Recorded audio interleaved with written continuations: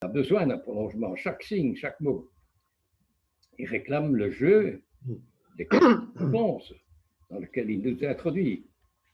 Et chaque mot ouvre des pistes vers d'autres mots, d'autres métaphores.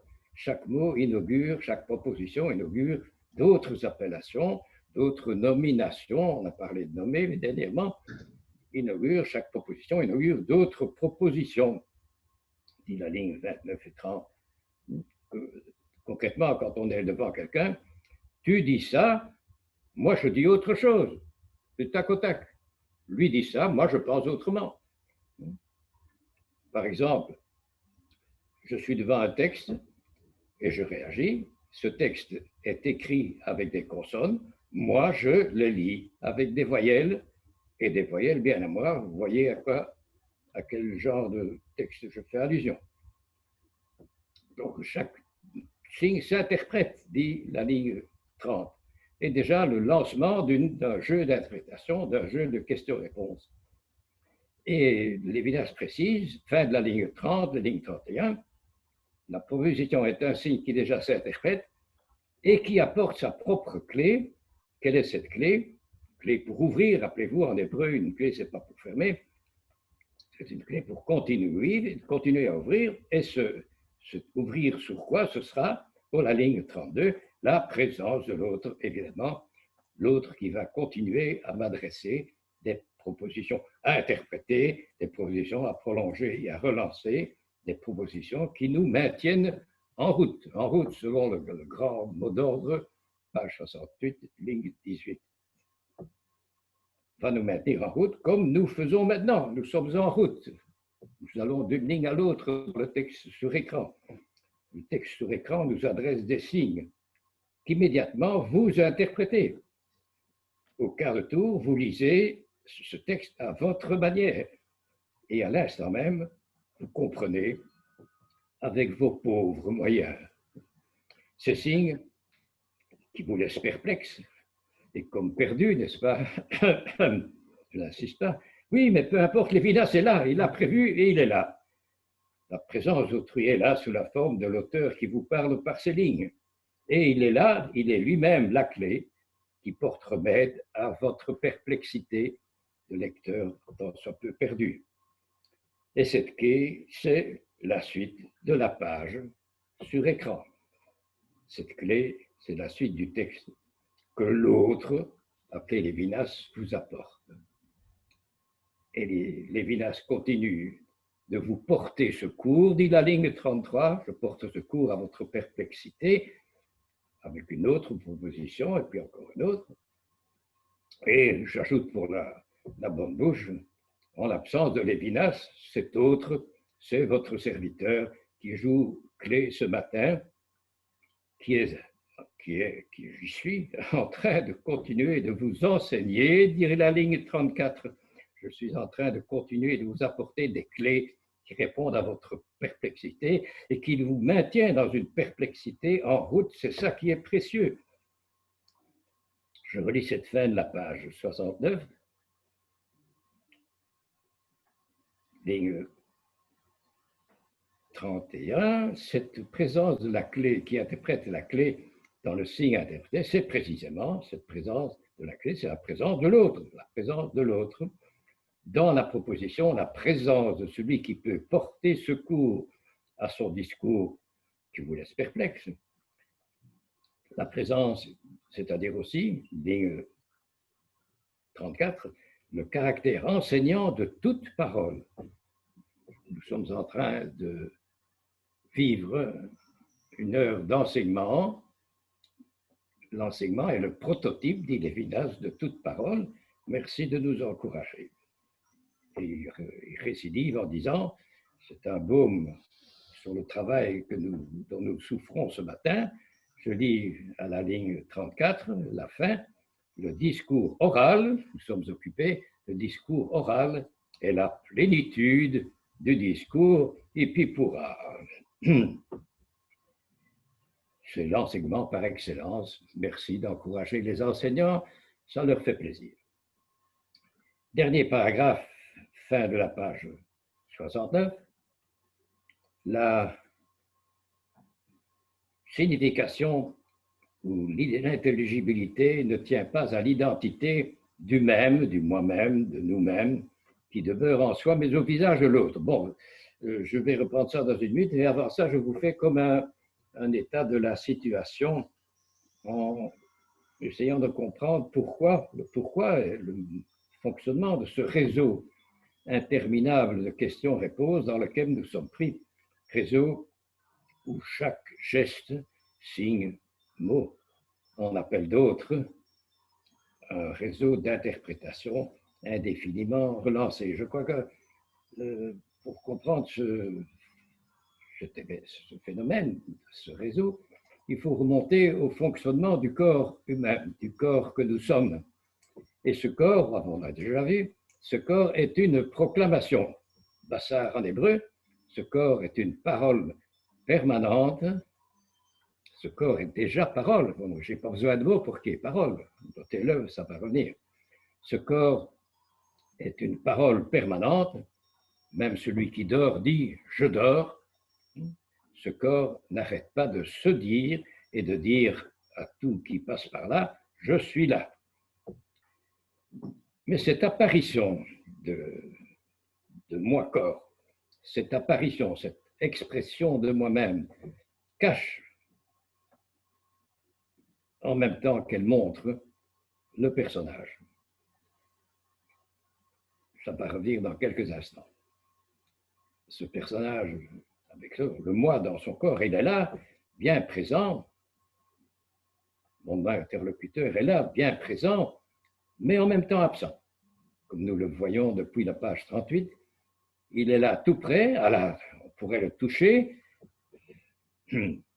pas en virtuel, donc on devrait pouvoir, faut pas le faire, mais pouvoir le toucher, et en même temps il est lointain. Page 38. En même temps, donc, il apparaît, il disparaît ce corps. En même temps qu'il dit « c'est moi », il ajoute, Lévinas l'a entendu, il ajoute « ce n'est pas moi ». Rappelez-vous, c'est le troisième cri du visage chez Lévinas. Puisque ce n'est pas lui qui l'a montré, il est donc, ce corps, bien, est obligé d'encore se dire autrement, pour corriger ce qui ne suffisait pas, pour dire, pour montrer ce que cachait le masque dont il est affublé forcément. On a vu ce forcément la semaine passée. Et ce nouveau dire, qui doit compléter le premier, aura le même sort que le précédent. Un nouveau geste, signe, mot, ils seront là à leur tour pour montrer et cacher. Il faudra donc parler, gestuer indéfiniment. Indéfiniment, c'est-à-dire en route et puis pourra. Chaque signe, voilà, je crois que maintenant on peut le dire, chaque signe appelle d'autres signes, chaque signe, geste, mot, a besoin de se corriger, de se compléter. Le corps qui a commencé à parler n'arrêtera plus. Après chaque geste, signe, mot, le corps ajoute « Non, ce n'est pas ça, je voulais dire que… » C'est une phrase qu'on entend régulièrement dans la conversation ou dans les interviews. Non, vous comprenez de travers, j'ai dit ça, oui, j'ai dit ça, mais je voulais dire que… Et après cette correction, reviendra la même remarque. Non, non, je voulais dire que c'est le mécanisme même d'une parole interminable. Je voulais dire que, et je n'y arrive jamais. Ça nous inaugure donc un discours sans fin, un discours qui a le besoin d'un discours continué. Nous sommes dans un réseau de réponses, questions-réponses empilées, où on n'arrive jamais, heureusement, où on reste en route sans fin, sans la découverte finale, ni le dévoilement complet. Dévoilement complet, on a déjà vu. Nous sommes en présence d'une présence hors d'atteinte.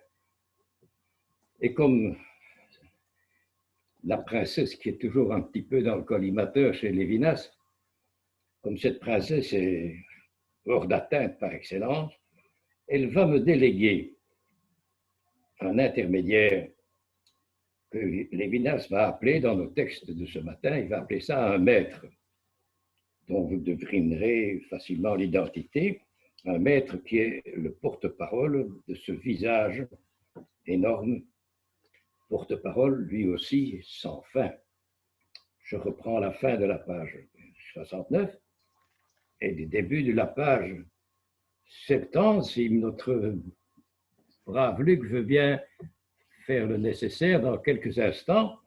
La transition est en continu, là. Il faut regarder cette phrase en entier devant les yeux. Ligne 36.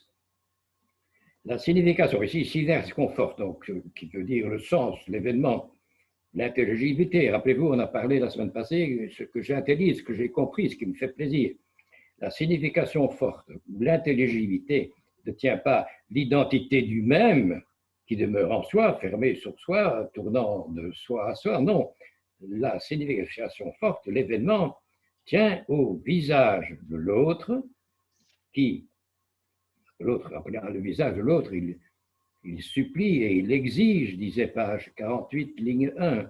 Donc le visage de l'autre, ce sera le visage d'un maître, mais un maître qui, en même temps, supplie et exige. Donc la signification forte, le sel, le contenu nourrissant d'une parole, tient au visage, ligne 37, tient au visage de l'autre qui réveille le même, qui s'adresse à vous et vous demande de faire attention, de vous réveiller. La signification, ligne avant-dernière, la signification forte, de nouveau, le sens fort, le contenu fort, ne surgit pas parce que le même, le moi, parce que vous avez des besoins et que quelque chose vous manque, que le bonheur vous manque et que tout ce qui est susceptible de combler ce manque porte alors un sens, un mini-sens à court terme. Par là, non, la signification est, je lis cette phrase tonitruante, il faudra s'arrêter, la signification, ce n'est pas de vous apporter un petit bout de bonheur pour vous consoler pendant quelques secondes, non, la signification, 70, ligne 2, merci à Luc pour cette bonne pirouette, la signification forte est, c'est fort ici, est dans le surplus absolu de l'autre, sonner les cloches, c'est énorme. La signification profonde, je paraphrase ce que nous venons de lire et surtout cette ligne 2 qui est tonitruante. La signification profonde, le sens décisif, c'est-à-dire la présence de l'extériorité, page 38, est la signification profonde est, dit-il, ligne 2, dans le surplus, dans le encore plus, dans le toujours encore plus. Vous percevez de nouveau une allusion au fait d'être en route là, et surtout pas arrêter. La signification profonde est donc dans le surplus, dans le encore plus, dans le, il précise, dans le surplus absolu de l'autre par rapport au même, par rapport à moi et à mon petit empire risible. Surplus, absolu, autre, ce sont trois mots fracassants et le mot absolu, on se demande comment Lévinas a osé l'employer, mais enfin, il a pris le risque. Ce sont trois mots, je vous fais remarquer, trois mots indéfinissables. Qu'est-ce que c'est qu'un absolu? Qu'est-ce que c'est qu'un surplus? Ce sont trois mots, en tout cas, incalculables, à la lettre. Trois mots au-delà de tout calcul et de toute mesure. Trois mots excessifs, et vous pouvez dire exagérés selon les bonnes habitudes de Lévinas. Trois mots, en tout cas, indépassables pour dire l'événement de tous les événements qui le bouleverse jusque dans ses dernières cellules. Quel est cet événement? C'est le troisième de ces trois grands mots, l'autre. Troisième de ces trois mots excessifs, et les concentrant en lui, l'autre, c'est-à-dire la princesse de ses rêves, ici j'en suis sûr. Hein. C'est à elle que Lévinas pense ici, et plus que jamais. Si jamais je me trompais, je démissionne. Et comme pour me confirmer, à la ligne suivante, vous aurez deux fois le mot désir. je parle de sa princesse et je tombe sur le mot désir. Avouez que c'est une coïncidence. Hein. Désir. Ligne 3, vous avez le mot désir. Le surplus absolu de l'autre, dit la ligne 2, par rapport au même, qui le désire, qui désire ce qui ne lui manque pas, etc., qui accueille l'autre. Un désir qui porte sur l'autre, bien entendu. Le désir chez Lévinas, c'est le gouffre, insondable par excellence. C'est l'appétit insatiable et interminable qui nous caractérise. Le désir, alors, c'est tout le contraire d'un besoin. Un besoin, on peut le calmer, tu as faim, tu manges un cornet de frites, tu n'as plus faim, ça y est, une certaine quantité suffit. Tandis que le désir, rien ne peut le calmer. Chaque satisfaction augmente son appétit, chaque satisfaction aiguise sa faim. Le désir s'excite donc de ce qui devrait le calmer. Il veut un surplus absolu, dit la ligne 2. Surplus absolu, toujours plus. Sa finalité, on parle depuis quelques pages de finalité, pour le contrôler, le critiquer, cette finalité finie qui nous arrêterait au lieu de nous relancer sur la route, toujours en route. La finalité donc du désir n'est pas du genre fini, mais infini, absolu justement. La finalité du désir n'est pas une chose ou un état où s'installer. La finalité du désir, c'est une adoration sans fin, une approche qui n'aura jamais fini de s'approcher et d'encore s'approcher en route. Désir auquel j'ajoute une déception de plus. Le désir est toujours déçu, hein, puisque chaque satisfaction creuse sa faim. J'ajoute une déception à cette déception, une déception pour vous, mais une déception dont, dans mon sadisme habituel, je me régale à l'avance. Je voudrais pour rien au monde me priver du plaisir de vous enseigner, à la Lévinas, de vous enseigner que cette approche amoureuse, propre au désir, cette approche sans fin et qui n'arrive jamais, cette approche sans fin, c'est en hébreu le mot korban, employé, et ici commence mon sadisme, employé par la Torah pour parler de ce qu'on fait au temple et que la traduction française dénature complètement en faisant le mot sacrifice, qui trône par excellence au livre des Nombres 28.2. Je vous lis ce verset-là. Ordonne, est-il dit à Moïse, ordonne, c'est le mot mitzvah, hein, ordonne aux enfants d'Israël pour dire, double point, ouvrez les guillemets, mon approche, dit Dieu, mon approche, mon pain, le pain, pour ma faim, pour mes feux qui mangent, en hébreu, le feu, ça mange. Mon approche, mon pain, pour mes feux, odeur agréable, vous veillerez à me les approcher, deuxième fois le mot, vous veillerez à me les approcher à leur rendez-vous convenu, Nombre 28.2. Et cette approche amoureuse, non seulement n'a rien d'un douloureux sacrifice, comme en français, mais consiste en une nourriture qu'on mange, on fait bonbons au lieu de sacrifier. Et c'est ici comme pour répondre à la gourmandise des amants qui se dévorent à plein baiser, sans oublier le feu dont ils s'incendient l'un l'autre et qui lui aussi brûle sur l'autel du temple de Jérusalem.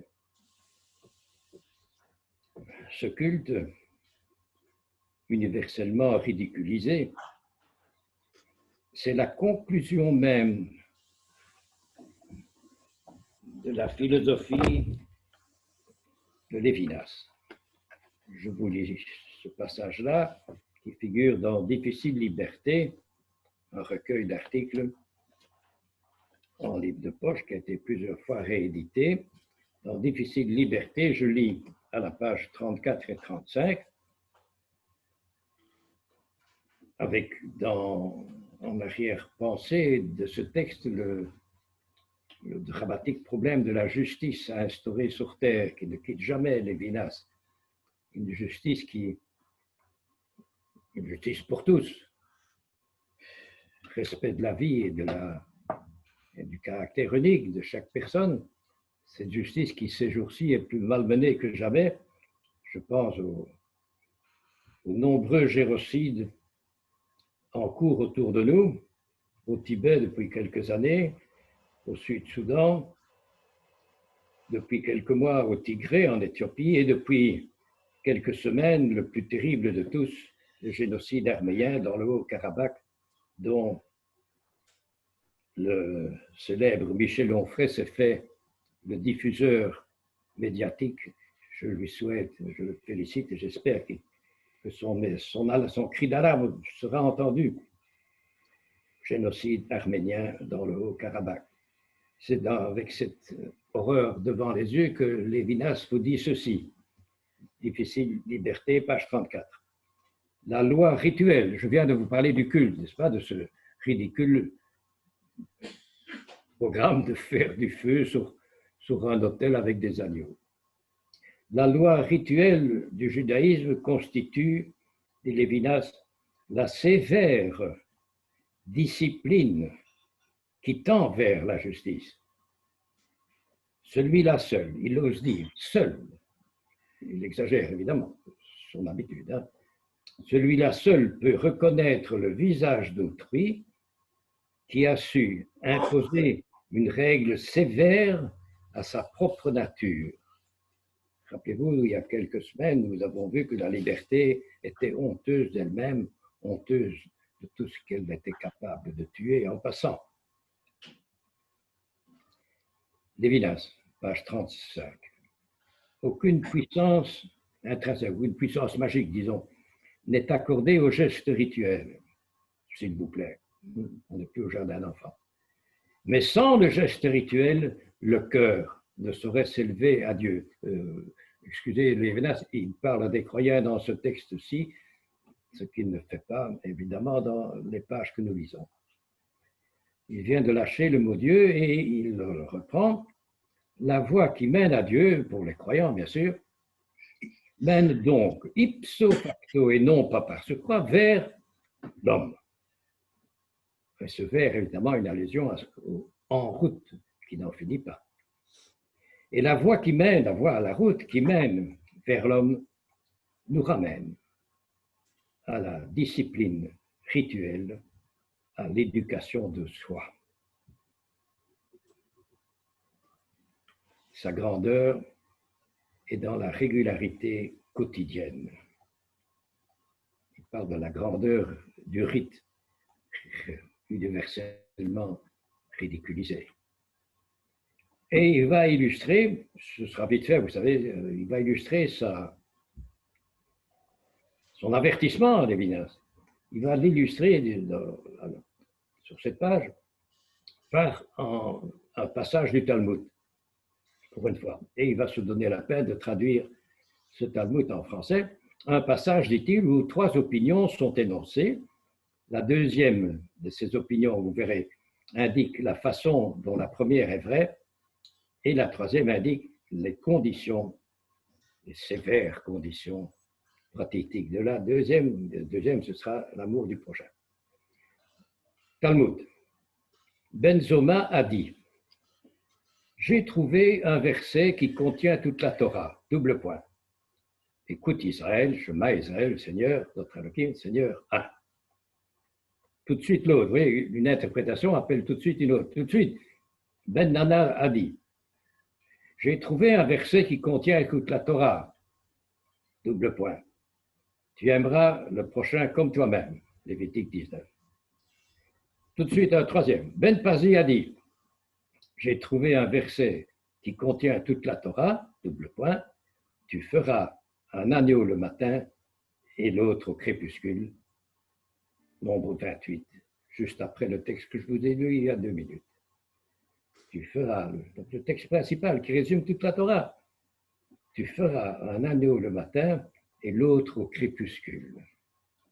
Et Rabbi, qui présidait la séance de ce matin-là, Rabbi, c'est-à-dire Judas Hanassi, le tout grand maître du Talmud, Rabbi, leur maître, se leva et décida, double point, la loi est selon Ben Pazi, le principal verset qui résume toute la Torah, c'est de dire tu feras un agneau le matin et l'autre au crépuscule.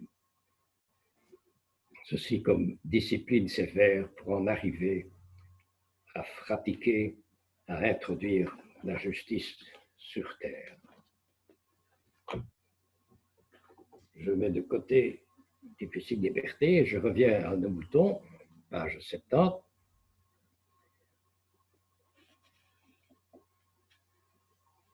Après une parenthèse, je me régale de votre intime déception qui convient si bien à mon sadisme, celui d'infliger le déchiffrage de nos pages sur écran et qui, vous en avez fait l'expérience, sont évidemment pleines d'humour.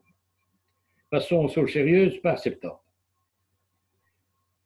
Le lyrisme amoureux qui a pris Lévinas dans la ligne 2 et 3, nous allons le retrouver, ce lyrisme, n'est-ce pas, de trois mots surnaturels, là, surplus, autrui, surplus, absolu et autres.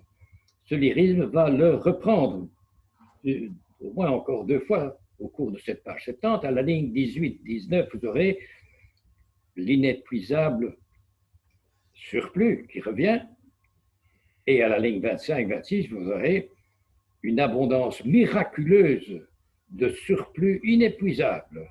Nous allons y arriver après la transpiration d'usage. Je lis page 70, après la ligne 2. Commençons à la ligne 2, la signification forte, la signification suprême ici, est dans le surplus absolu de l'autre surplus par rapport au même, par rapport à moi-même, mon petit discours à moi-même qui le désire, qui désire ce qu'il, moi-même, le même qui le désire, qui désire cet autre, qui a besoin de son approbation, qui a besoin de son écoute, qui désire ardemment être félicité par celui qui m'écoute. La signification forte, donc, est dans le surplus absolu de l'autre par rapport au même, le même qui le désire, qui désire ce qui ne lui manque pas, ce n'est pas une petite chose, ce n'est pas un cornet de fric qui lui manque, ce qui lui manque, c'est qui accueille l'autre à travers les thèmes qu'il propose, à travers ce qu'il peut bien nous dire.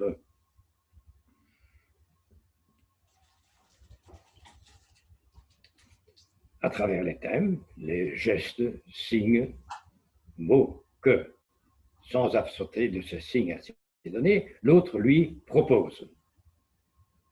Ou reçoit de lui, bien sûr, c'est du même mouvement aller-retour. Ligne 6, alors, la signification forte, bien entendu, l'événement en signification tient à l'autre, disant ou entendant le monde, et que son langage ou son entendement précisément thématise, exprime dans son langage, geste, mot.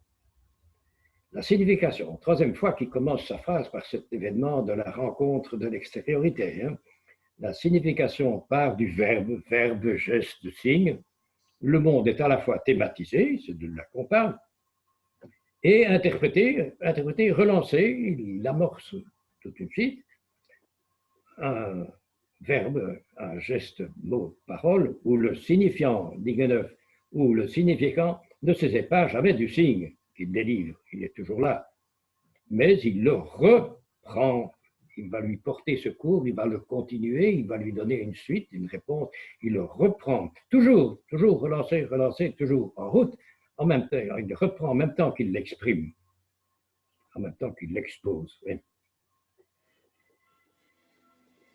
Car ce secours toujours donné au mot, cette suite de donner au mot, ce complément toujours donné au mot déjà annoncé, ce mot qui pose les choses, qui les propose, qui nous y donne accès, ce secours est l'essence unique du langage, langage, geste, signe, éventuellement mot. J'explique ces lignes-là, mais peut-être il va être temps, non, pas encore. Le langage, fait de signes, gestes, mots, c'est le corps qui apparaît à l'autre et qui, en bougeant, corrige ce que cette apparition a de figé. Je prends le mot figé à la page suivante, ligne 6, parce que j'en ai besoin ici. C'est en bougeant, en ajoutant que le corps parle et continue de parler. Ce bouger, nous l'explorons, j'espère, à l'UDA à partir du 6 janvier. Donc le corps corrige ce que son apparition avait de figé, d'insuffisant. Il le corrige en bougeant, en faisant des gestes parmi lesquels les mots. Le corps se corrige, se complète en parlant les gestes du langage adressé à autrui. Le langage donc dit à autrui, parle, bouge, ajoute des signes nouveaux aux signes antérieurs de l'apparition figée. Le langage porte secours, vous connaissez le vocabulaire maintenant, le langage porte secours à ce qu'il a dit lui-même et qui entre-temps s'est figé, s'est durci. On est passé du dire actif au dit accusatif et immobilisé. Ou encore, le langage proteste et critique et crie à Lévinas, ce n'est pas moi, ce n'est pas ça que je voulais dire. Il critique cette apparition où il est vraiment, mais figé, à l'instant même, figé en portrait immobile par exemple. Alors que, au lieu d'être figé, non, je suis une puissance d'intervention, je suis une capacité de nouveauté, métaphore, je suis une force émettant des gestes, des signes et des mots pour corriger en les relançant les mêmes gestes, signes et mots antérieurs devant autrui. Le commencement, nous avons parlé de commencement chez Lévinas, je vous présente à la chose, le commencement c'est de rebondir maintenant. L'origine du commencement, c'est devant l'absolu de notre ligne 2, là, devant l'absolu, le commencement ou l'origine, c'est d'ajouter du langage et d'en ajouter encore et encore.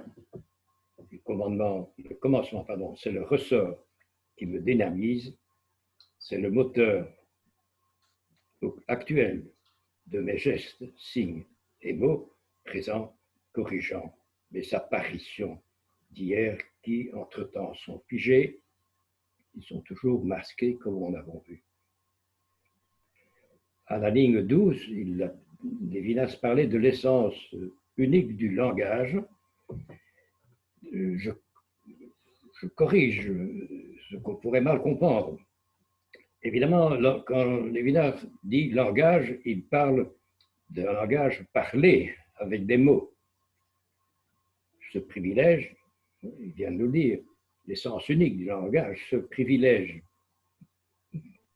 que Lévinas donne au langage parlé, j'ajoute, chaque système de signes en a un même privilège, à son privilège unique et intraduisable. L'architecture, par exemple, parle, oui, à son langage, parle à sa manière, qui est celle des volumes se dressant dans l'espace. La musique dit des choses d'une intensité tout à fait unique et inimitable. Même si Éric Emmanuel Schmitt, dans son Beethoven, en approche avec la géniale maîtrise du langage qui est la sienne. Alors, je conseille en passage, puisque notre opérateur a bien voulu donner un peu de Beethoven. Il y a une introduction extraordinaire à Beethoven chez Éric Emmanuel Schmitt. J'ai cité l'architecture et la musique.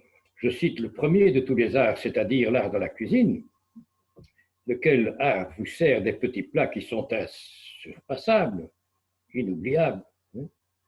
Mais évidemment, Lévinas préfère le privilège des mots. C'est son secteur et c'est son droit.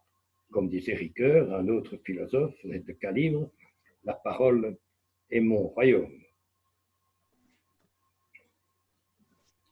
sans diminuer les autres systèmes de signes dont est capable mon corps.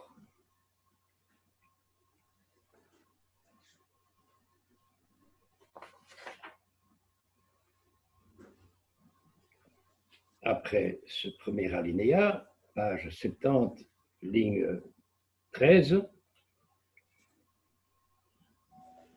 on vient de nous dire l'essence unique du langage, ligne 12.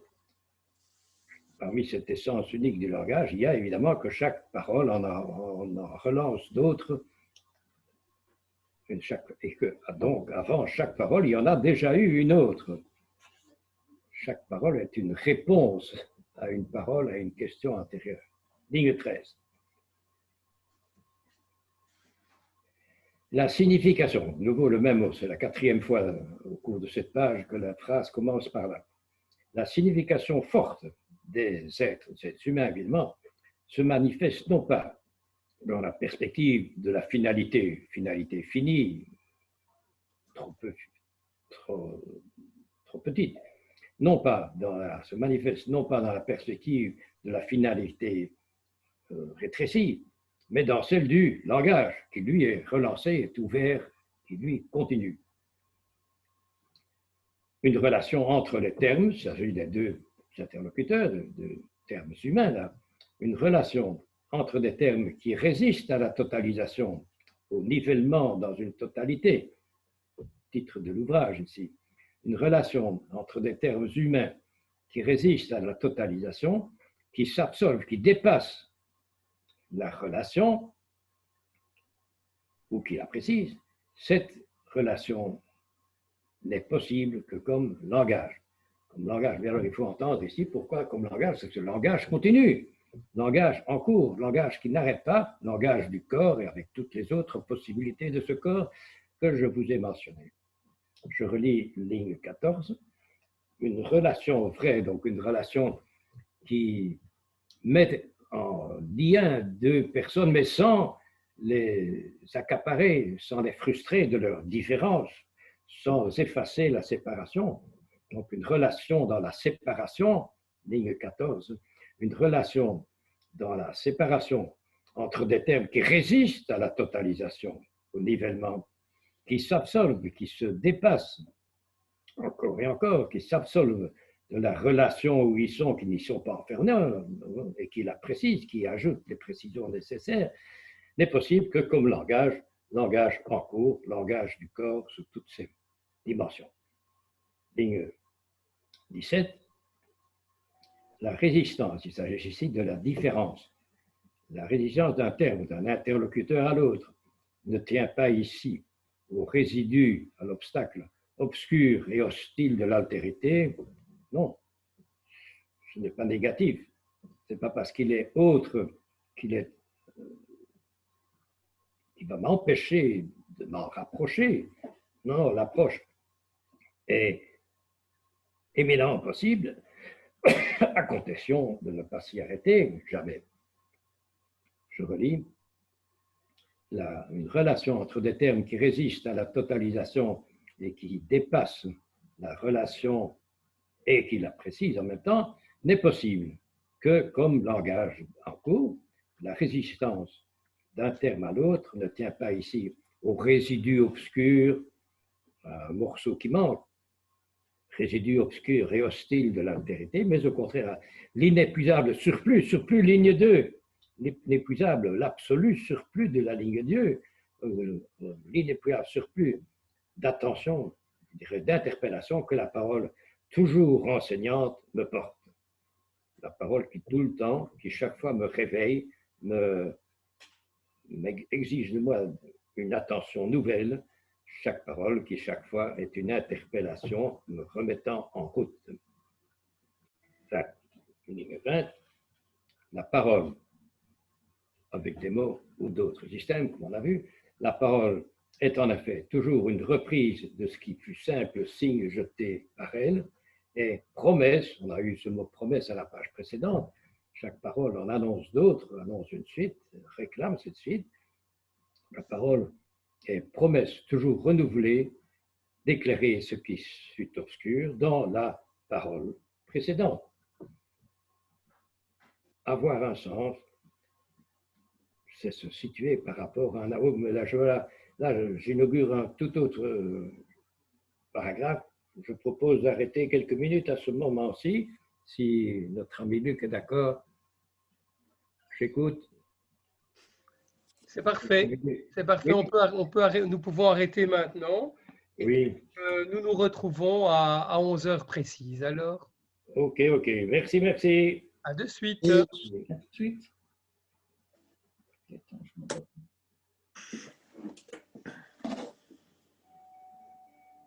Tu ne vois pas les choses, les... Non, je n'ai pas vu. Toi, ils avaient dit qu'ils viendraient.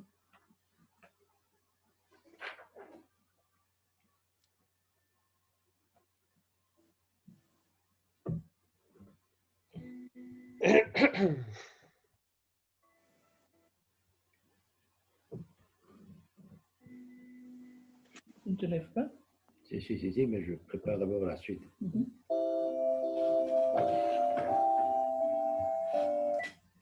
Allô? C'est une belle, j'ai entendu quelques petits sons de cloche. C'est une belle initiative. De quoi il parle? Ah, tu n'as pas entendu? Oui.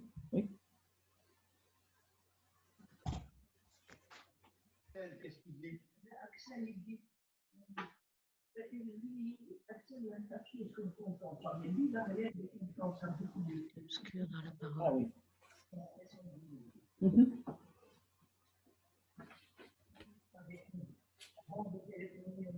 Oui. Oui, mais il ne faut pas t'excuser. Hein, moi, je m'inquiétais un peu. Oui. C'est gentil. C'est gentil, parce que je comptais te téléphoner. Ça va. Et merci pour ta carte. Hein. Oui, merci. Allez, c'est bien. Oui. Hier soir. Oui, enfin, voilà. Tu es courageuse. Oui, c'est vrai. Oui. Mais chez nous aussi, comment ça devient beaucoup moins souvent. Souhaite bon courage à Jean-Baptiste là. Hein? Et que ça s'arrange bien. Oui. Au revoir.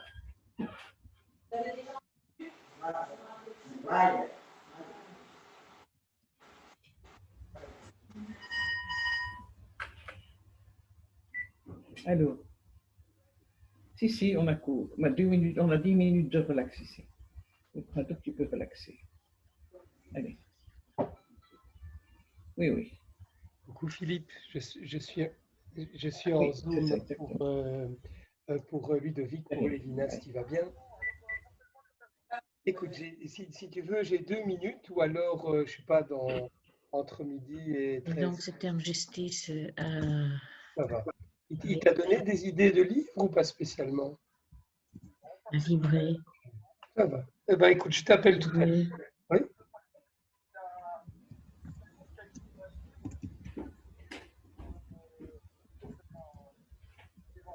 Ah, d'accord. Écoute, on en parle tout à l'heure. Bye bye. Je suis d'accord avec cette évocation de l'architecture. Cette évocation de l'architecture.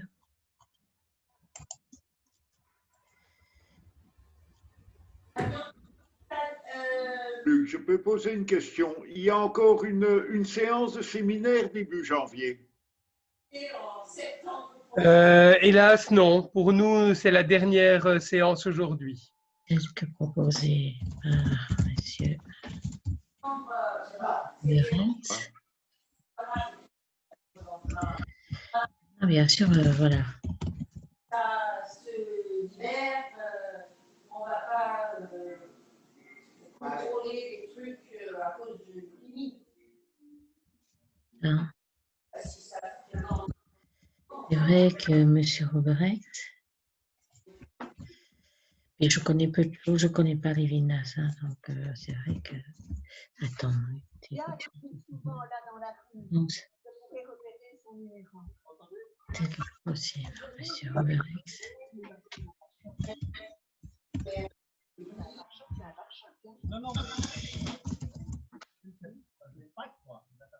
Vous regardez, et si vous voyez, parce qu'il est dans le quartier, hein, c'est C'est quelqu'un Suzanne qui téléphonait. alors vous notez la Oui, date. enfin, pour dire qu'il était en retard, s'excuser qu'il était en retard, il avait quelque chose, un supplément d'analyse, quelque chose, et il va faire un scanner, et je ne sais pas s'il va peut-être un caillou. Mais bon, voilà. Oui. Et moi, je Bon, merci d'avoir été au téléphone.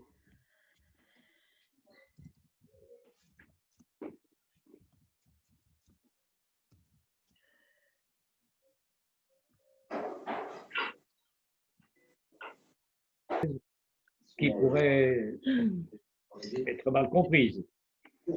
Il nous disait, ce n'est possible que comme langage. Il vous parlait d'une relation de personnes qui restent à distance. Ce n'est possible que comme langage. Et alors tout de suite, vous pourrez comprendre le langage, les mots, les livres. Non, pas du tout. C'est d'abord, première chose, quand Lévinas dit langage ici, il veut dire le langage en cours, le langage en train d'être prononcé, le langage actif, le langage présent, pas le langage terminé qui est dans les bibliothèques, le langage dynamique de l'instant même. Le deuxième correctif de ce mot langage, comme je l'avais annoncé d'ailleurs, c'est pas seulement le langage des mots, c'est tout langage dont mon corps est capable, mon corps qui est lui-même langage, qui est proclamation de lui-même. En effet, il y a moyen de parler autrement qu'avec des mots, évidemment. Ainsi, Lévinas en est le premier exemple, le visage que je rencontre avec Lévinas me dit tout de suite trois choses sans ouvrir la bouche. Il n'emploie pas des mots, mais il me dit trois choses. Et Lévinas se plaît à décrypter, heureusement, merci à lui, à décrypter ces trois paroles sans mots que le visage nous envoie, les fameuses trois paroles, hein, ne me tuez pas, s'il vous plaît, j'ai faim et ce n'est pas moi. Car en effet, pour Lévinas, tout le visage parle. Même avec le masque inévitable, nous avons parlé, pour Lévinas, tout le visage parle, et même, il dira ailleurs, c'est tout le corps qui parle, tout le corps qui est visage, dira-t-il. Et nos corps, et ceux des amoureux surtout, parlent le glorieux langage des corps eux-mêmes, qu'ils redécouvrent de manière superlative. C'est que tout le corps parle, tout le corps est bassard, proclamation. Ensuite arrive la phrase. Pardon, vous pourriez répéter les trois choses, monsieur Robré. Ne me tuez pas, j'ai faim. Le visage, Attends, Vous le disiez, visage dit trois choses. oui, ne me tuez pas. Je vous rappelle simplement, on a vu ça plusieurs fois. Première chose, s'il vous plaît, ne me tuez pas. Oui, Sous-entendu, c'est que vous aviez envie de me tuer. oui, Liberté honteuse de ses capacités. Seconde parole, j'ai faim. oui. On ne peut reconnaître quelqu'un qu'en lui donnant ce qui lui manque. Ça fait partie, sinon c'est un jeu intellectuel. Et troisième parole, ce n'est pas moi. Donc Ah ce oui. que je montre, ce qui apparaît de moi, ce que je dis de moi, ce Oui. que mon corps et mes gestes disent, mes Oui. gestes et mes mots, ce n'est pas moi. Je vais vous dire, ce n'est pas ça. Je vais vous dire ce que c'est moi. Et c'est parti indéfiniment. Merci. Donc, je reviens alors à la page 70, à la ligne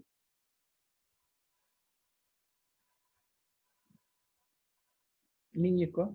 à la ligne, je cherche à la ligne 23. Je lis là, avoir un sens, c'est se situer par rapport à un absolu. Le mot absolu désigne l'absolu de la deuxième ligne, l'absolu de l'autre, l'absolu du visage, bien entendu.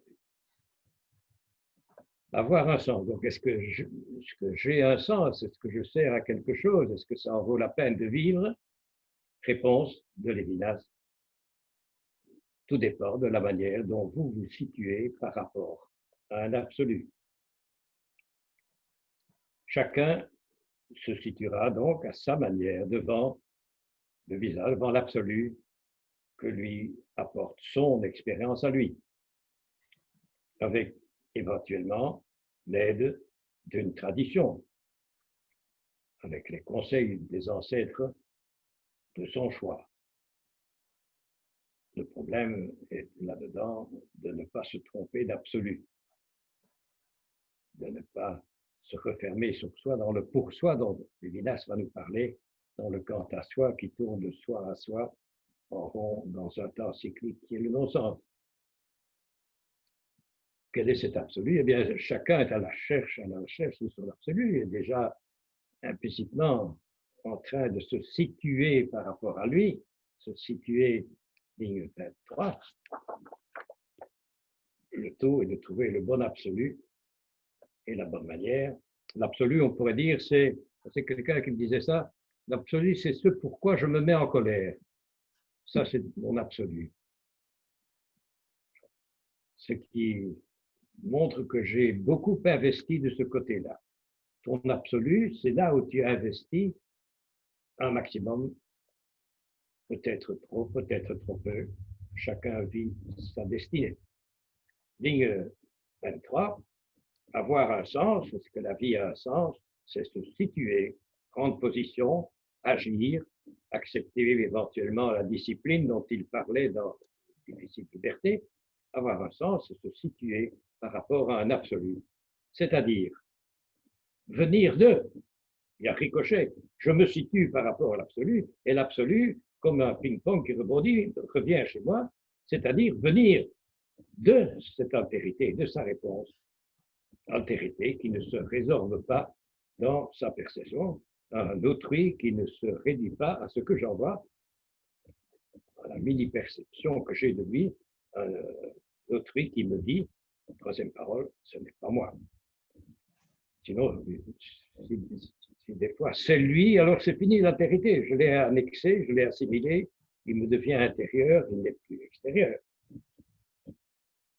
Ligne 25, une telle altérité, donc, qui est au-delà, qui est dans ce que je perçois, mais en même temps au-delà, une telle altérité n'est possible que comme une abondance miraculeuse, surplus, inépuisable d'attention.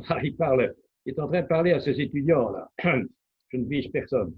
Un surplus d'attention, un surplus d'écoute. Quand vous entendez le mot attention, vous pouvez mettre le mot écoute.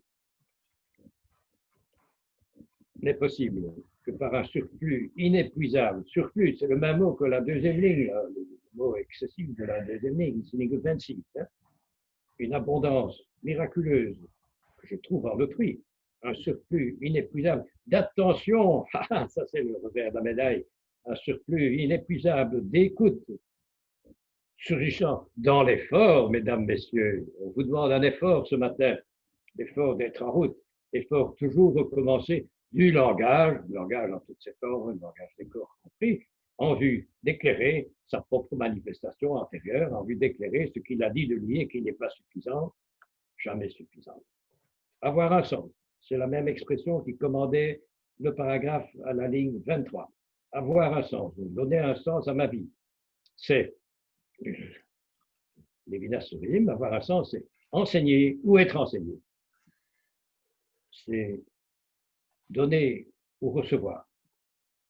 C'est inventer ou découvrir, les deux.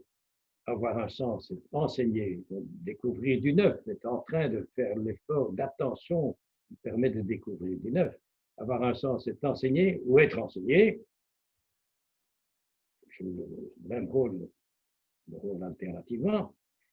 Avoir un sens, c'est parler ou pouvoir être dit par quelqu'un, approuvé par quelqu'un, dit dans la manière dont je le désire et qui n'est jamais comblé.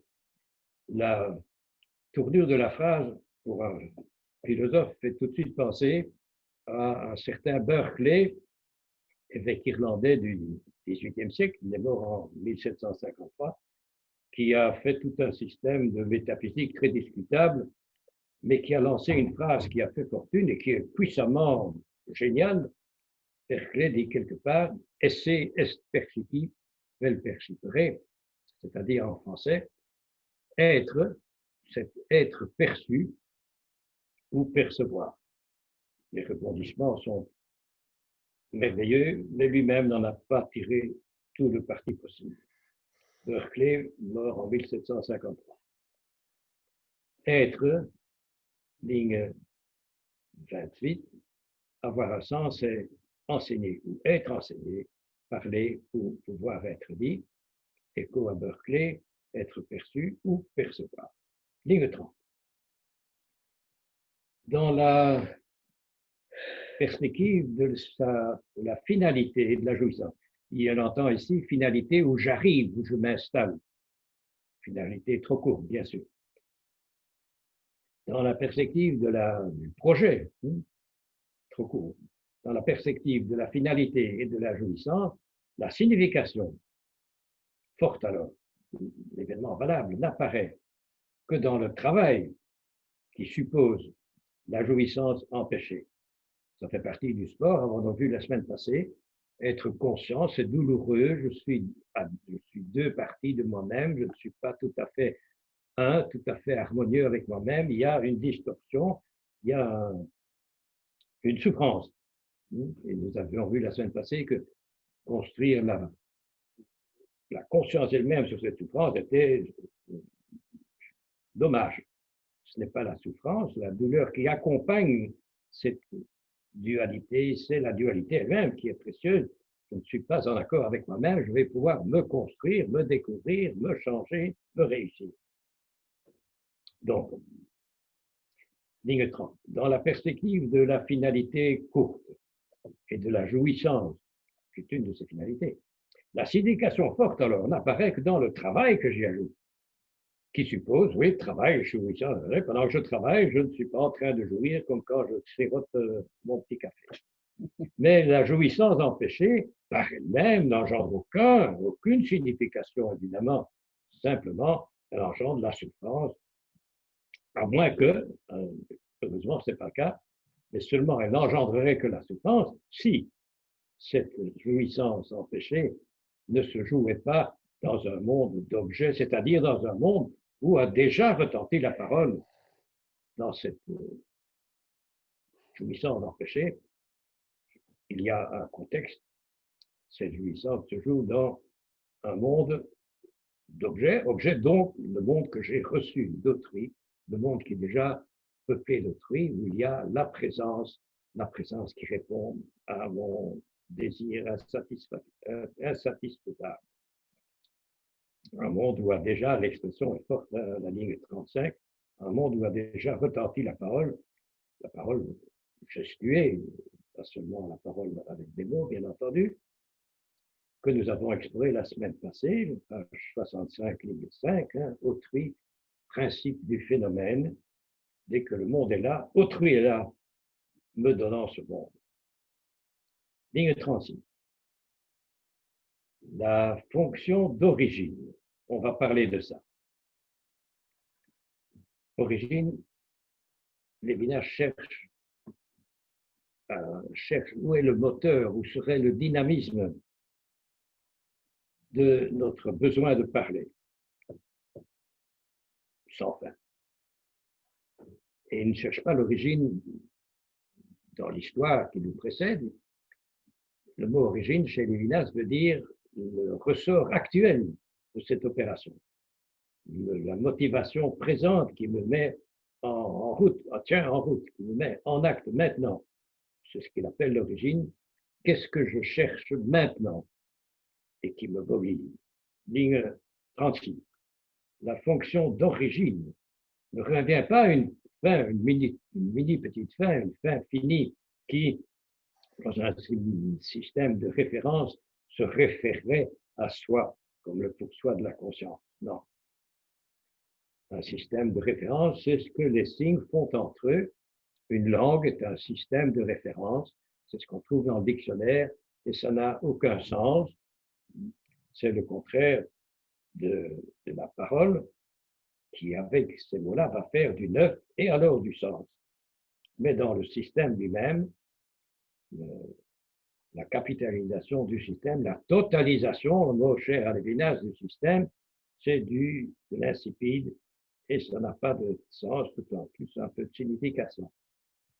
Donc, la fonction d'origine, le dynamisme, d'où vient mon dynamisme, il va dire, il ne vient pas de moi tourné sur moi-même et tournant de moi à moi.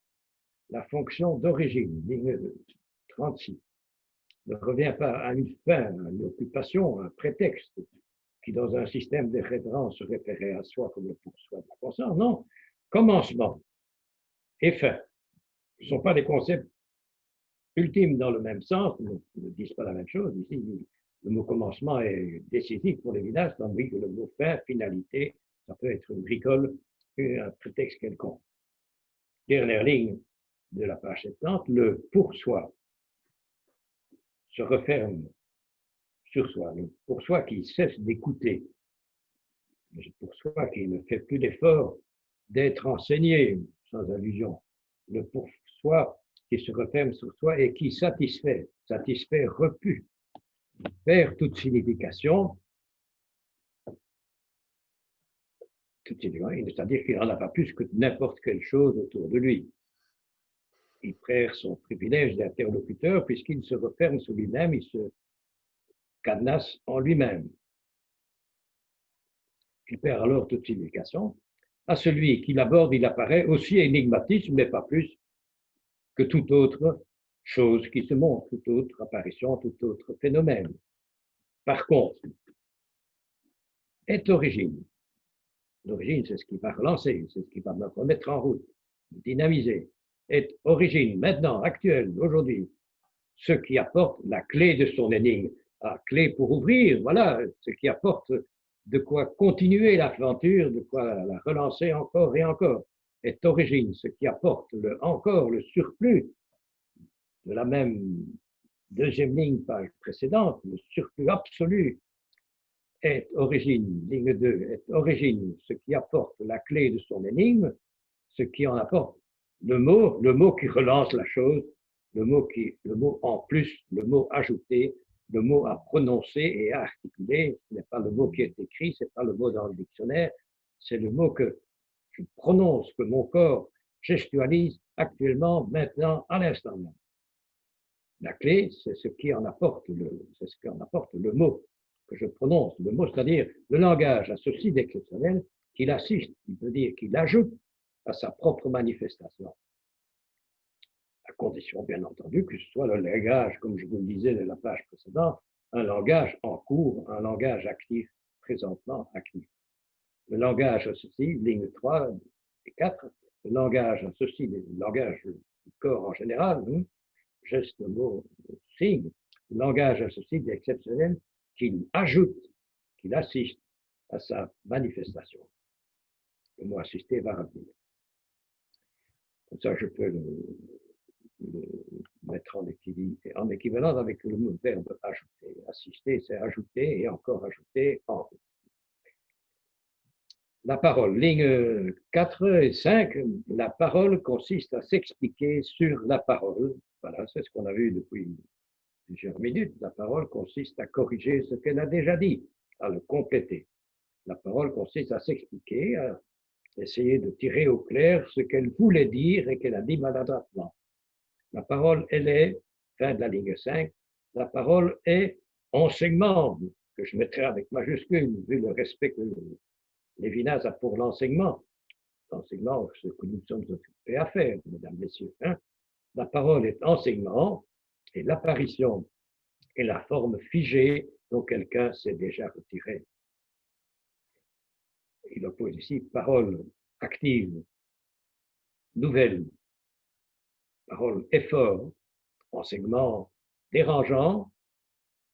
Il oppose ça à l'apparition, ligne 6, l'apparition qui est une forme figée. C'est ce qu'il en reste après l'acte de parler. Quand j'ai fini de parler, il y a eu une apparition de celui qui parlait, mais sous forme figée, sous forme de souvenir. Il faudra corriger, compléter, continuer.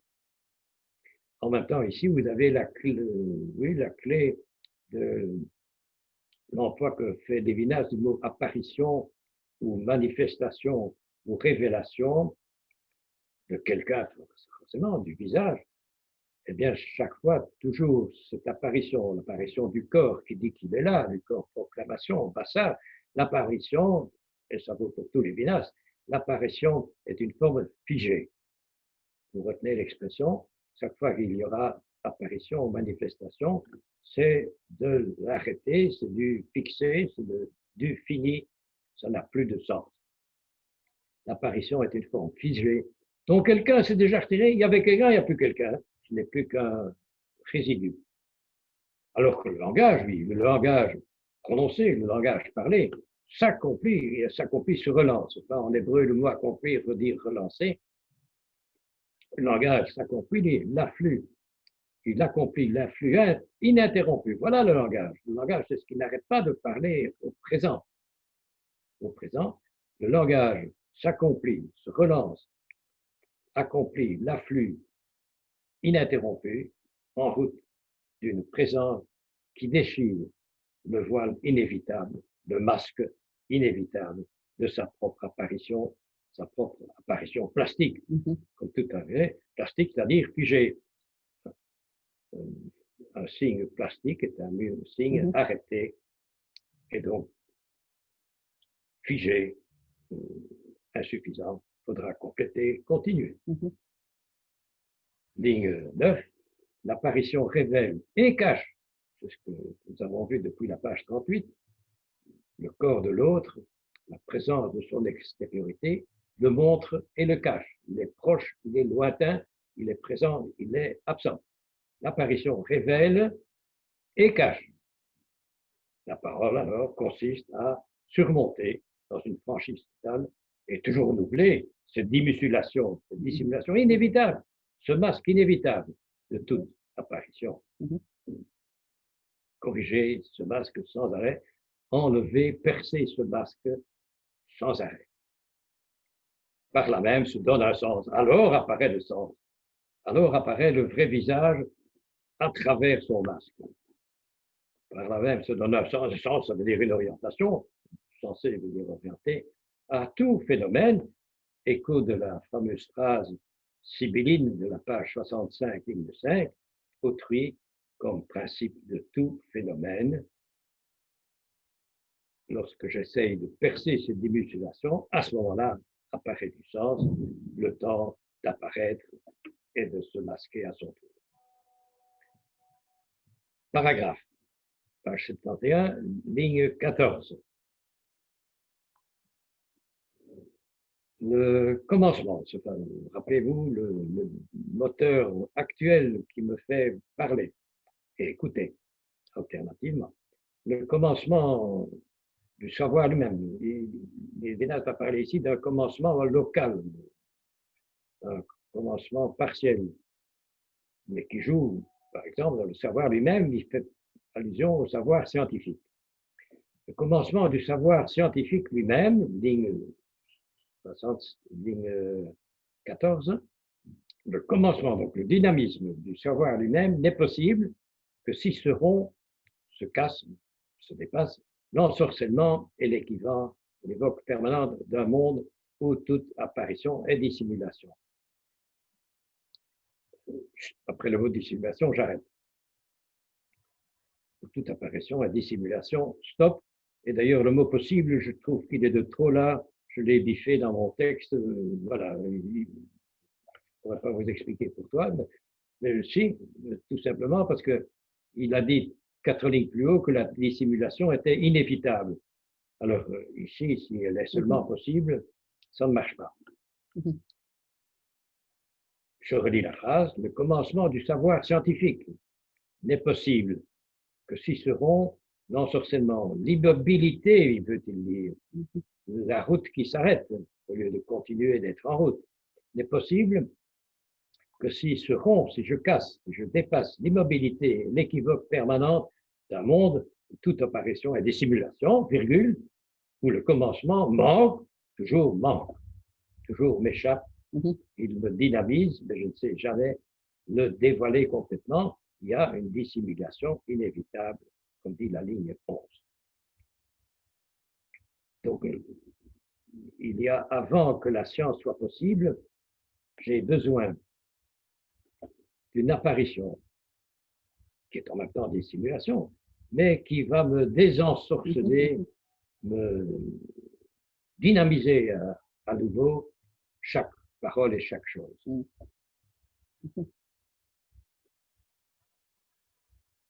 Ligne 17, la parole, toujours dans ses multiples possibilités, pas seulement verbales, la parole introduit un principe. Rappelez-vous, ligne 65, ligne 5, l'autrui est au principe des phénomènes. La parole, l'autrui introduit par la parole un principe, il devient lui-même principe, geste, signe, verbe.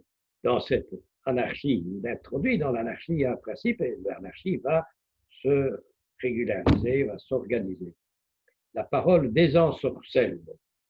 Au lieu d'être devant un brouillard confus où tout est partout à la fois, il va y avoir des lignes de force, il va y avoir des choses qui vont apparaître et que je vais pouvoir définir, je vais pouvoir parler pour elle-même, je vais pouvoir thématiser. Il faut pour ça que quelqu'un parle dans la cacophonie ensorcelée de la confusion universelle. Comment les choses se sont-elles organisées? Eh bien, par une parole. Je pensais évidemment au prélude de l'évangile de Saint Jean, au début était la parole. Ligne 18. La parole désensorcelle, parole verbe, dans le cas de l'évangile.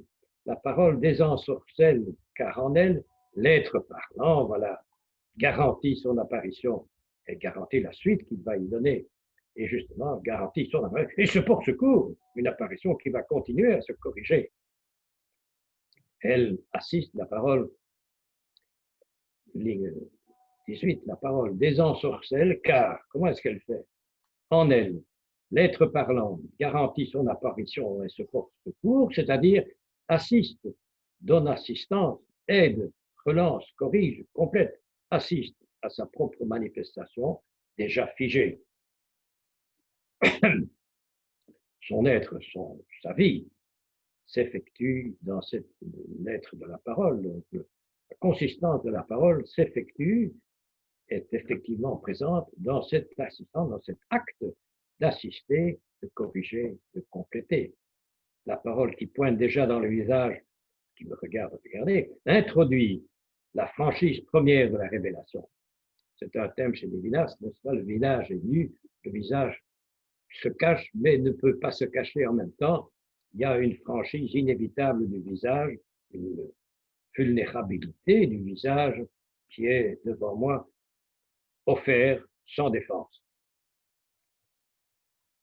La parole, ligne 20, qui pointe dans le visage, qui me regarde, regardez, la parole introduit la franchise. La parole parlée, active, le visage présent et activement présent, introduit la franchise première, la nudité première de la révélation. C'est la révélation la plus directe, malgré son inévitable dissimulation, évidemment. Par rapport à elle, alors, par rapport à cette franchise première, le monde s'oriente. S'il y a des choses censées orienter dans le monde, c'est par l'intervention du visage en face de moi. Par rapport à elle, à cette révélation, ligne 22, par rapport à elle, le monde s'oriente, c'est-à-dire prend une signification forte. Il devient parlant, il devient intelligible, je peux le comprendre la manière de découverte, relancer indéfiniment. Ligne 22, je redis, par rapport à elle, par rapport à cette révélation de la nudité du visage, par rapport à elle, le monde s'oriente. C'est là qu'il s'oriente. On sort de l'anarchie à partir de là. Il s'oriente, le monde, c'est-à-dire, il prend une signification, il prend une portée forte, un sens parlant. Par rapport à la parole, il commence. Voilà le mot commence dont nous parlons depuis une page. Il commence, il devient actif, il démarre par rapport à la parole, et il commence, le monde commence, et cela n'est pas une formule dans laquelle le monde aboutit, il n'aboutit pas, il continue, il aboutit, il serait fini, il serait arrêté. Non, non, il nous remet en route. Il est dit, le monde, ligne 25, par rapport, grâce à cette parole, le monde est dit, et dès lors peut être teint, peut être relancé, prolongé, continué, peut être proposé en continu par quelqu'un, bien entendu. L'entrée des êtres et des choses dans une première proposition constitue l'événement originel de leur prise de signification. Voilà, c'est une paraphrase de la page 65. Les êtres entrent dans leur consistance propre, dans leur événement. Grâce à l'interlocuteur d'en face, je relis la phrase 26. L'entrée des êtres et des choses dans une proposition, dans une phrase, geste, mot, constitue l'événement originel. On parlait de la page 38, mais qu'à la présence de l'autre, à travers la proposition, c'est l'autre qui me parle. L'événement originel de leur prise de signification, de leur entrée dans la signification, de l'acquisition, paraît d'un sens fort, d'une parole qui parle. Et à partir de là, au milieu, vers la fin de la ligne 27, à partir de cette première signification due à la rencontre, à partir de laquelle s'érigera la possibilité de leur expression algorithmique, scientifique elle-même. On peut aussi, à partir de là, le monde étant désensorcelé et orienté sur un visage, on peut faire de la science et s'occuper d'objets. Ligne 29.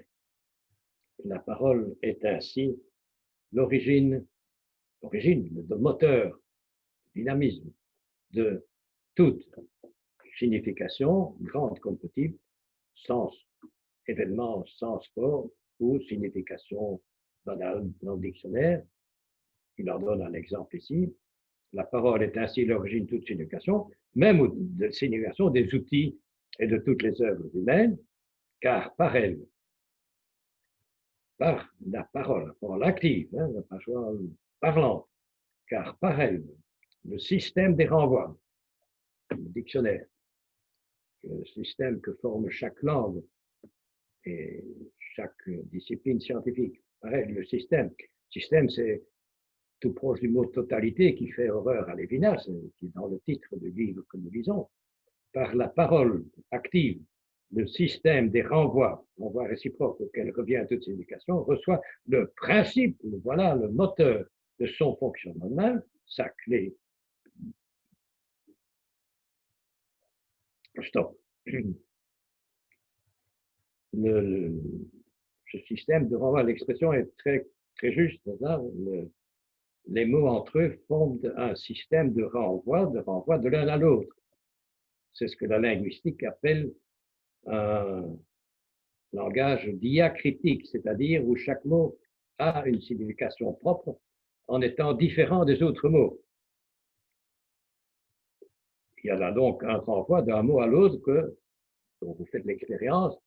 Quand vous cherchez la signification d'un mot, le dictionnaire vous répond avec d'autres mots du même dictionnaire et vous êtes ballotté comme au téléphone quand on téléphone aujourd'hui dans une entreprise quelconque. L'un renvoie à l'autre et l'autre renvoie au premier, on tourne en rond. C'est ce que les Lévinas appellent un système ou une totalité. Eh bien, ce système, il y en a, chaque langue, française comme autre, fonctionne comme un tel système. Chaque technique scientifique fonctionne comme un tel système, tant mieux si c'est utile, mais il y a un précédent, c'est la parole qui a permis à l'origine l'apparition de cette orientation et de ce système. Il termine sur une petite application, à la ligne 32, ce n'est pas le langage qui serait une modalité, donc un sous-produit du symbolisme mathématique, conventionnel ou autre. Non, tout symbolisme, au contraire, tout système de signes convenus, tout symbolisme se réfère déjà au langage antérieur, toujours antérieur. Nouveau paragraphe, ligne 35, page 71. Nous allons bientôt passer à 72. Oh, je voudrais arriver à 73, mais mon espoir diminue d'heure en heure, de minute en minute. Si Luc veut bien, notre opérateur bienveillant, veut bien nous préparer déjà, préparer la page 72, nous y arrivons. Je voudrais surtout arriver au paragraphe où Lévinas parle de l'enseignement avec émotion, l'enseignement dont vous subissez les affres ce matin, et parle avec encore plus d'émotion du maître qui donne cet enseignement et qui me tient particulièrement à cœur, le maître qui se charge de cet enseignement merveilleux, bien entendu. Bas de la page 71. Langage et attention, donc écoute active. Langage et écoute active, écoute au présent, maintenant. Assistance. Je reprends le mot qui figurait en italique à la ligne 20. Chaque phrase porte assistance à la phrase précédente. La complète et la continue, la relance. Bon, eh bien, chaque phrase est nécessaire en vue parce que le corps qui se montre en même temps se cache, parce que, ligne 6, l'apparition est une forme figée d'elle-même. Donc, on a besoin d'assistance pour compenser cette fixation, ce portrait immobile. Assistance, donc, ligne 36. Assistance active, bien entendu, de l'être humain à sa présence, à sa parole, à son apparition. La parole est enseignement. Voilà qui commence. L'enseignement, notez-le, ce que nous faisons ce matin, l'enseignement ne transmet pas simplement un contenu abstrait, une information, un contenu abstrait et général qu'on trouve dans le dictionnaire, les encyclopédies. Un enseignement, un contenu abstrait et général qui serait déjà commun à moi et autrui. Allusion à Socrate ici, quand nous allons tourner la page, l'enseignement n'assume pas seulement une fonction, après tout subsidiaire, de faire accoucher un esprit, comme faisait Socrate, de faire accoucher un esprit déjà porteur de son fruit. Tout y est, il suffit de le réveiller. Ça, c'est la thèse platonicienne de l'enseignement. Non. Pour Lévinas, 72, merci notre opérateur merveilleux, là. La parole n'est pas seulement donc un accouchement de ce qui s'y trouvait, de ce qu'on savait déjà, mais la parole instaure, ligne 2, instaure seulement la communauté en donnant, en présentant le phénomène comme donné, et elle donne en thématisant. Donc, il y a du neuf, là, elle instaure, ligne 2, elle instaure, elle fait du neuf. La pensée explicite, et fait même beaucoup plus qu'expliciter, même si ça fait partie du travail. Le phénomène donné, ligne 3 et 4, le phénomène donné est présenté, dit la phrase. Il est donné, présenté, il y a donc quelqu'un qui est avant et derrière et en même temps que lui. Et elle donne en thématique vivant, il s'agit d'employer des mots, on est bien obligé de faire des gestes quelconques. Ne soyez pas dupes de cette thématisation. On parle des choses, mais c'est quelqu'un qui en parle à quelqu'un. Ça, c'est le principal, ça, c'est l'événement. De donner, est le fait d'une phrase qu'on appelle aussi proposition, geste. Le corps qui se parle se donne à voir d'une certaine manière, il fait signe de lui-même.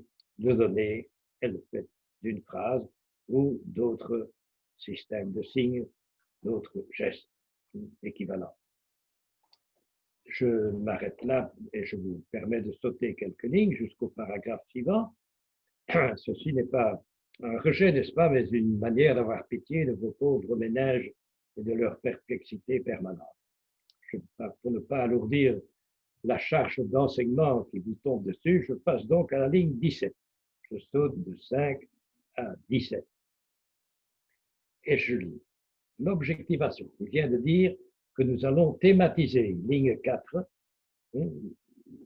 La parole donne en thématisant, on est bien obligé de parler de choses thématiser, c'est mettre les choses à l'accusatif.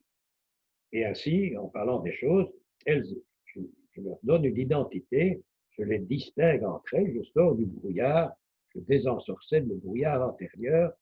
C'est la distinction nécessaire, mais qui peut déraper en séparation. En bon fils de son peuple, Lévinas est pour une distinction très nette, mais sans séparer, digne, mais avec l'action, l'intervention synthétisante de Chokhmah. Mais le din nécessaire, et même d'après la tradition, le din précède Chokhmah qui va remettre les choses séparées ensemble, dans leur contexte, donc il n'aurait pas fallu les séparer. Séparer, c'est déraper. Séparer, c'est faire des objets séparés qui n'existent pas. Il n'existe pas de choses séparées. Tout se tient dans notre monde. Donc, ligne 17, l'objectivation. J'ai besoin de parler d'objets, de tout, et de ne pas être dupe de cette séparation menaçante qu'il y a dans le mot objet. Objet, définition, chose délimitée et séparée de moi. Délimitée, oui, séparée, non. Donc l'objectivation piégée, problématique. L'objectivation même de la vérité, ici il passe par l'évidence, par la vérité scientifique. L'objectivation même de la vérité scientifique renvoie au langage, renvoie à quelqu'un, à un visage. Justement, l'infini, et le voilà le visage, l'infini du visage, où toute définition se découpe, ne se définit pas. Le visage, lui, ne se définit pas, ne s'offre pas au regard. Il avait dit un peu plus haut, je ne trouve le commencement que si je ne suis pas dupe de la dissimulation inévitable du visage. Donc, l'infini, ligne 16, 17 à la fin. L'infini du visage, l'infini où toute définition se découpe, définir, découper.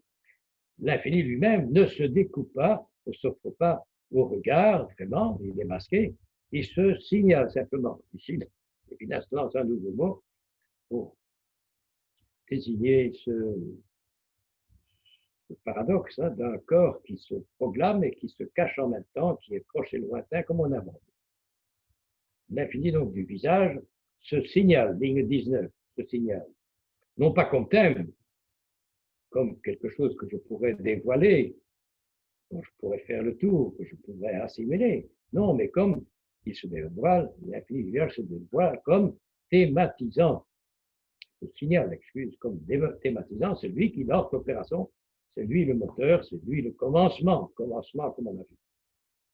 Justement, il se présente, il est présent dans les thématisations, dans tous nos discours, il y a quelqu'un qui parle comme thématisant, ligne 20, il se présente, cet infini du visage, comme celui à partir de qui toute chose peut se fixer identiquement, peut acquérir une identité, être distinct et sorti du brouillard. C'est page 65, ligne 5, autrui, principe de tout phénomène. Vous avez un équivalent à la ligne 20. Autrui est celui à partir de qui toute chose peut se fixer identiquement à sa manière, peut s'objectiver, être distinct des autres choses. Mais aussi, ce visage se signale, ligne 21, mais aussi, l'infini du visage, il se signale comme assistant, c'est-à-dire comme continuant, comme assistant, apportant assistance à l'œuvre qui le signale, la corrigeant et la complétant. Il ne se signale pas seulement, mais parle. Il enseigne, il continue d'enseigner, mais il parle, il est visage qui promet. Ligne 24, l'enseignement, comme fin de l'équivoque, de la confusion, est une thématisation du phénomène. Bien sûr, quand je parle de quelque chose, je mets cette chose à l'accusatif et je dis des choses en les distinguant les unes des autres et en essayant de ne pas les séparer. C'est parce que le phénomène, ligne 25, à la fin, c'est parce que le phénomène m'a été enseigné par celui qui se présente lui-même, en reprenant les actes de cette thématisation qui sont les signes, en parlant, que désormais, c'est grâce à l'autre, donc, que désormais je ne suis pas jouet d'une mystification, je ne suis pas noyé par le brouillard des choses accumulées autour de moi, mais que je considère des objets distincts, si possible, sans être séparés. Mais distincts d'abord, indispensable. Je parle d'une chose à la fois. La présence d'autrui, ligne 29. La présence d'autrui rompt la sorcellerie anarchique des faits. Le brouillard dont je vous parlais, le mélange anarchique des faits. Le monde devient objet entre guillemets, danger, mais on doit passer par là. Être objet, être thème, oui, c'est ce qu'on thématise, parler d'un monde de choses distinctes. Être objet, être thème, c'est être ce dont je peux parler avec quelqu'un. Jamais oublié, la science se fait par des hommes qui parlent à des hommes. Être thème, c'est être dans un contexte inséparable, omniprésent, qu'on oublie tout le temps. Être objet, parler de choses et d'autres, parloter, thématiser, dira-t-il, baratiner, c'est d'abord être. Pour une chose, être objet, c'est être, ligne 31, être ce dont je peux parler avec quelqu'un. Donc, quelqu'un parle avec quelqu'un, quelqu'un qui a alors percé l'écran du phénomène, qui a percé sa propre apparition figée et qui m'a associé à lui. Oh, justement, associé à lui. Je me sens associé à quelqu'un dès que je parle de quelque chose. C'est le début de la reconnaissance dont j'ai tant besoin. C'est une première réponse au désir qui m'habite. Je suis habité du désir de l'autre. On a vu là tantôt, en haut de la page 70, un désir vers ce surplus absolu, rappelez-vous, désir de son approbation, désir de ses compliments, désir insatiable d'approbation. Ligne 31, donc, l'objet ne peut être objet, n'être thème que si je peux en parler avec quelqu'un, percer l'écran du phénomène, et à travers ces mots parlés, ces gestes, quelqu'un qui m'a associé à lui, et puis pourra, je me sens exister, j'existe pour quelqu'un, je suis associé à quelqu'un d'autre, c'est de cette association que jaillit la lumière et qu'on appelle le sens. Rappelez-vous, qu'est-ce qui fait le sens, la signification d'une rencontre, page 38, c'est la présence d'une extériorité. Il m'a associé à lui, je suis associé à une extériorité qui n'a vraiment rien de commun avec moi, c'est le sens qui apparaît. Association, la chose est tellement importante que Lévinas y revient, fin de la ligne 32, association, dont nous dirons la structure plus tard, structure que nous avons laissée, qui nous l'avons découvert, ne peut être que morale. Une association qui ne peut être que morale, parce que dès que quelqu'un intervient, c'est du Lévinas constant, dès que quelqu'un intervient, dès que j'accueille quelqu'un ou que quelqu'un m'accueille, c'est la vie morale qui démarre. On avait vu ça dans les pages précédentes. La vie morale commence dès que je tiens compte de quelqu'un, et derrière ce quelqu'un, il y a tous les autres quelqu'un, ce qui amène alors le mot justice universelle pour tout le monde, fin de tous les génocides en cours autour de nous, spécialement au Karabakh arménien que vous savez. Cela est en route dès que quelqu'un m'associe, dès qu'il me dit quelque chose, dès qu'il me dit quelque chose, il y a quelqu'un, donc la morale commence et la morale débouche sur une justice universelle, simplement par relation, par association successive. Association, donc, dit Lévinas à la ligne 37, association dont nous dirons la structure, tractir que nous avons laissé voir, ne peut être que morale. Ce n'est pas accessoire. Le texte du Talmud, là, tantôt, répondait à cette urgence d'une morale qui continue, qui se développe en justice universelle. Cette association dans le cas est déjà teintée de morale, ligne 34, morale de sorte que la vérité scientifique dont je parle avec ce monsieur, la vérité se fonde sur mon rapport avec l'autre. c'est-à-dire la justice, de fil en aiguille, la justice. Mettre la parole reçue, la parole gestuée, mettre la parole à l'origine de la vérité, du travail très respectable de dominer les objets, mettre la parole à l'origine de la vérité, c'est renoncer, abandonner le dévoilement qui suppose la solitude de la vision comme œuvre première de la vérité. Il fait allusion ici à Heidegger et à la vérité selon les Grecs. La vérité comme dévoilement, j'enlève le voile et je vois tout. Non, jamais tout. Le masque est inévitable. Le corps se révèle et en même temps se cache.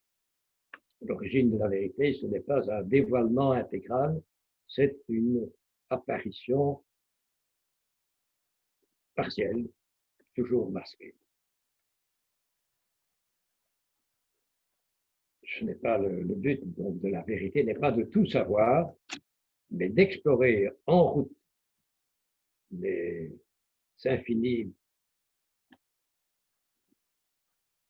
arrières de ce que du peu que je vois.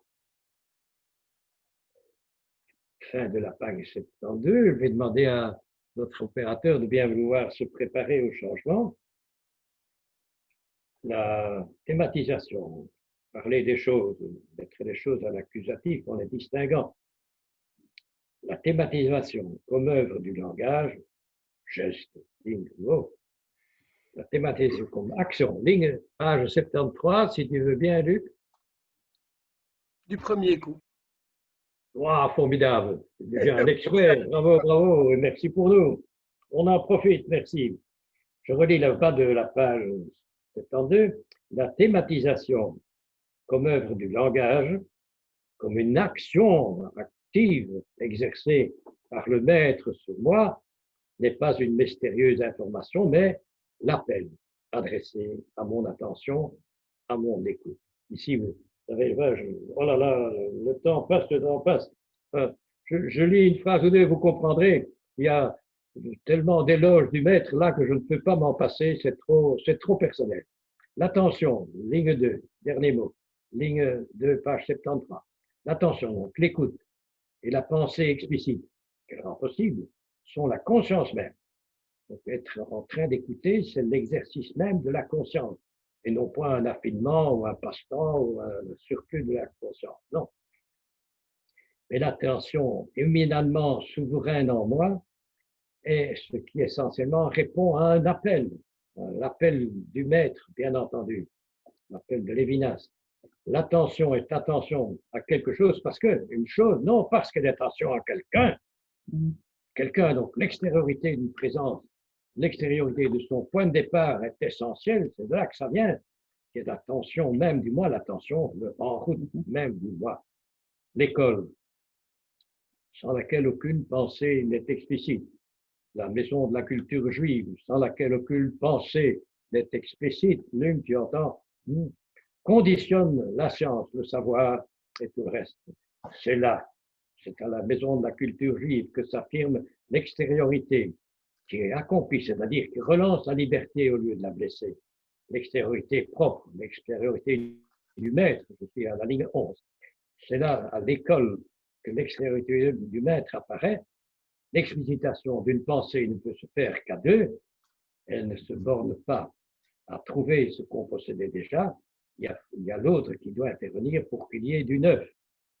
Mais le premier enseignement de l'enseignant, c'est sa présence, la présence de Lévinas, la présence du maître, la présence même de l'enseignement, la présence en présentiel, s'il vous plaît, et non pas sur écran. Merci à Luc de nous avoir donné un avant-goût de la chose.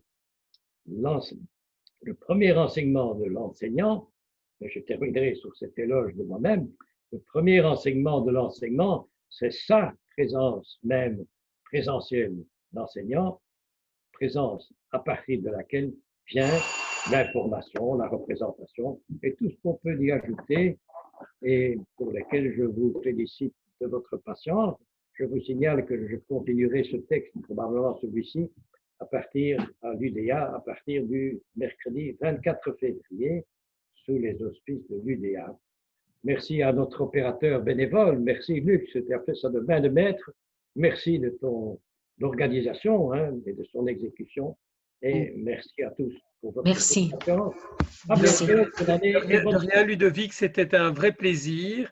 Et donc, je voudrais saluer aussi la générosité de tous les participants qui nous ont envoyé une petite quote-part. Ça nous fait vraiment chaud au cœur. Et Ludovic, nous te remercions aussi très chaleureusement d'être fidèle au poste et de nous développer Lévinas d'une voix de maître. Et voilà, nous allons continuer encore de nombreuses années. Ah, espérons, oui. Merci à tous beaucoup, encore. Luc, et merci. Merci. Robrecht. Un bon Noël et des belles Oui, entrées dans merci 2021. madame, merci beaucoup. Oui. Au revoir. Au revoir. Merci beaucoup.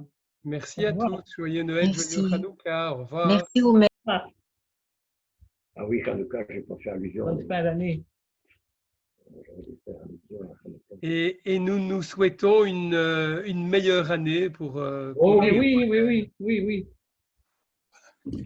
voilà. On peut qu'espérer ça. Hein. Ben oui. Au Au revoir revoir à tous tout le encore. monde.